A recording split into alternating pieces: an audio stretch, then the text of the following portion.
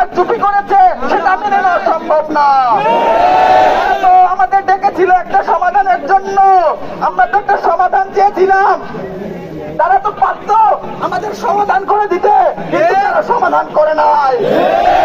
উল্টা তারা বলছে অফিস থেকে অফিস, অফিস থেকে অফিস। তাদেরকে আমি বলে দিতে চাই, আপনারা দেখিয়েছেন আপনি ছিলেন অতিরিক্ত সচিব, আপনি বলেছিলেন যে আপনি সচিবকে পাঠাবেন, সচিব পাঠাবে উপদেষ্টার কাছে, শিক্ষা উপদেষ্টার কাছে, শিক্ষা উপদেষ্টা পাঠাবে উপদেষ্টার কাছে। তা আমি বলতে চাই ওই টেবিল দেখার ছাত্ররা না, ছাত্ররা অফিসে ঘোরাঘুরি করার মতো ছাত্র তারা না। আমরা যে ছাত্ররা আছি তারা অফিসে কখনো ঘোরাঘুরি করব না। এই ছাত্ররা 52 দেখিয়ে দিয়েছে, 71 দেখিয়ে দিয়েছে, 69 দেখিয়ে দিয়েছে, 13 দেখিয়ে দিয়েছে, 24 দেখিয়ে দিয়েছে, 25-এও কিন্তু ওই ছাত্রদেরই কর্ণধাররা থেকে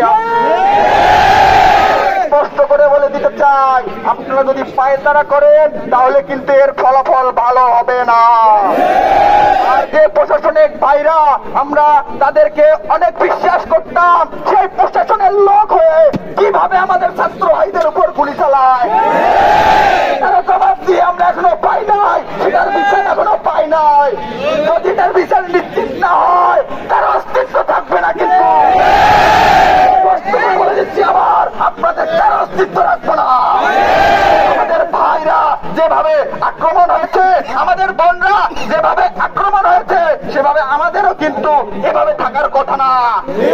আপনারা এই আন্দোলনকে একটু ধীর গতিতে নেওয়ার জন্য আপনারা আজকে আমাদের সাথে নামে মাত্র আলোচনা সভা ডেকেছেন, এটা আমরা বুঝতে পারছি। এখন আপনারা যদি আমাদের সাথে যদি আলোচনার মাধ্যমে একটা পদক্ষেপ নিতেন, তাহলে আজকে আমাদের এখানে দাঁড়ানোর কথা ছিল না।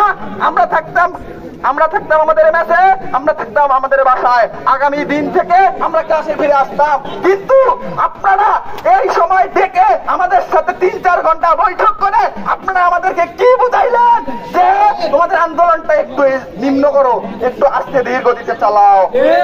আমাদের আন্দোলনকে কি দাবায় রাখতে পারবেন আপনারা? আমরা কি সেই সৈনিক? আমরা কি সেই সৈনিক? আমরা সেই সেনা? আমরা কাউকে ভয় পাই? আরে বাদ, 24-এ তো কাউকে গণি নাই, 24-এ তো মরার ভয় পাই নাই। আরে এখন আপনারা কিসের মরার ভয় দেখাবেন? আমাদের হুমকি ধামকি দিয়ে লাভ নাই। আমরা যেভাবে দাঁড়িয়েছি আমাদের দাবি আদায় করে তারপর মাঠে ছাড়বো।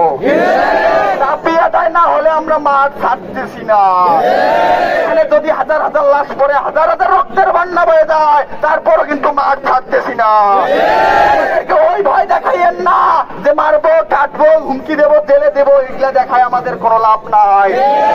আমরা যারা এখানে আছি ম্যাক্সিমামে 25-এ আন্দোলনের সাথে যুক্ত। আমরা তো দাফনের কাপড় নিয়ে 24-এ আন্দোলনে গিয়েছিলাম। এখন আমাদের আপনারা কিসের ভয় দেখাবেন? আমরা তো 24-এই মারা গেছি, কি তাই না? এখন আমরা জীবিত আছি, আমাদের অস্তিত্ব রক্ষা করতেই হবে। আমরা তো ভাই 24-এই মারা গেছি, আমাদের এখন আর ভয় দেখায় কোনো লাভ আছে? লাভ আছে? আমি স্পষ্ট করে বলে দিতে চাই যে আমাদের একটা বিপদ আসছে, যে ডিজি মহোদয়, যিনি কারিগরি অধিদপ্তরের ডিজি, তিনি বলে দিচ্ছে যে ক্রাফট ইনস্ট্রাক্টর ক্যাম্পাসে প্রবেশ, মানে ক্রাফট ইনস্ট্রাক্টর পদটা নাই, উঠে দিচ্ছে। তো আমাদের এখানে আমি মুন্সিগঞ্জ পলিটেকনিকের সবার কাছে অনুরোধ করব, আমাদের যে প্রশাসনিক কর্মকর্তারা আমাদের ভাইয়ের উপর লাঠিচার্জ করতেছে আর আমরা নীরবতা পালন করতেছি, এটা কোন ধরনের মানবিকতা? এটা কি মেনে নেওয়া যায়? আমার এক ভাইয়ের উপর গুলি ছুটতেছে আর আমরা এখানে নীরবতা পালন করতেছি, এটা কি কোনোভাবে মেনে নেওয়া যায়? এটা কি মানবিকতার মধ্যে পড়ে? তাহলে আমরা কি করতে হবে? আমাদের যখন যেরকম কর্মসূচি আসবে তখন সেই কর্মসূচিতে আমাদের সাড়া দিতে হবে। আমাদের এখানে কারো কোনো অধিকার, এখানে অস্তিত্ব, সবার অস্তিত্ব, এখানে এককভাবে কারো কোনো অধিকার অস্তিত্ব নয়। এখানে এককভাবে কেউ আমরা আসি নাই, আমরা যৌথ ভাবে আসছি। আমাদের যে 10ম গ্রেড, সে 10ম গ্রেডকে যারা ছিনিয়ে নিতে চায় তারা আমাদের পেটে লাথি দিতে যাচ্ছে। কেউ যদি পেটে লাথি দিতে আসে তাকে কি ছাড় দেওয়া যায়? তাকে কি আমরা ছাড় দিব? সেটা যে হোক, তার দেখার সময় নাই, সেটা যে হোক তার গণার সময় নাই। আমাদের পেটে লাথি দিতে আসতেছে আর আমরা চুপ করে বসে আছি, সেটা কেমনে হবে ভাইয়া? আমাদেরকে রুখে দাঁড়াইতে হবে। এখনো কিন্তু ফোনের ফ্লাশ অফ আছে কেন ভাই বুঝলাম না। আমরা এতগুলা লোক, ফোন নাই কেন? ফোন নাই, মাঝখানে দেখতেছে আলো নাই।